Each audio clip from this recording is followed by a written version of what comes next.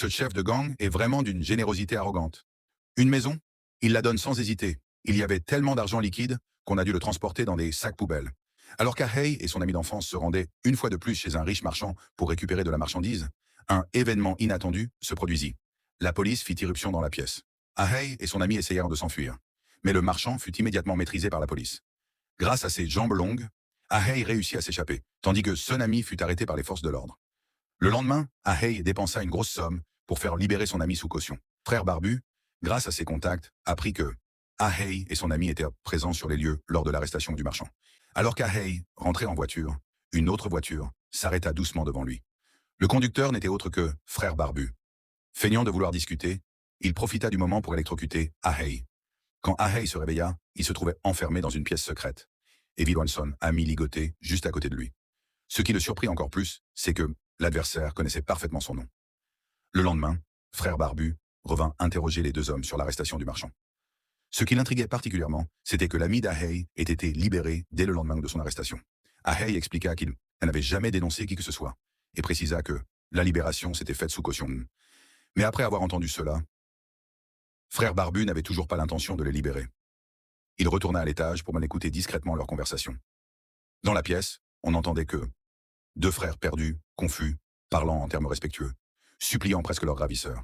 Armé, Frère Barbu redescendit dans la pièce, et face à la menace, Ahei déclara qu'il était prêt à payer avec de l'argent liquide pour régler l'affaire même. Mais ce n'était évidemment pas ce qui intéressait Frère Barbu. Il exigea qu'Ahei devine rapidement son identité, puis se tourna vers l'ami, ligoté. Ahei, complètement perdu, essaya de gagner du temps en s'adressant à lui avec politesse, craignant pour la vie de son ami quand il comprit que cet homme était le vrai responsable de leur malheur. Il proposa alors une coopération. Mais Frère Barbu méprisa son offre, ignorant totalement le véritable potentiel d'Ahei. Pendant ce temps, l'oncle et les autres, inquiets de la disparition d'Ahei et de son ami, lorsque l'ami revint, qu'ils furent un peu soulagés. Pour ça gagner la confiance d'Ahei, Frère Barbu l'emmena expérimenter une chute libre et lui montra son réseau de transport. Des avions volant à basse altitude pour éviter les contrôles, puis larguant les marchandises par voie aérienne à des équipes au sol. Partis à vendre des produits en territoire mexicain contrôlé par un gang, furent poignardés à mort sur place. En apprenant cela, le groupe Lin fut submergé par la colère, prêt à prendre les armes pour se venger, malgré les tentatives de l'attente pour les retenir. Juste au moment où le conflit semblait inévitable, Ahei arriva à temps pour les arrêter. Mais là, Kevin était bas furieux, et l'oncle rempli de rage ne pouvait supporter cette injustice.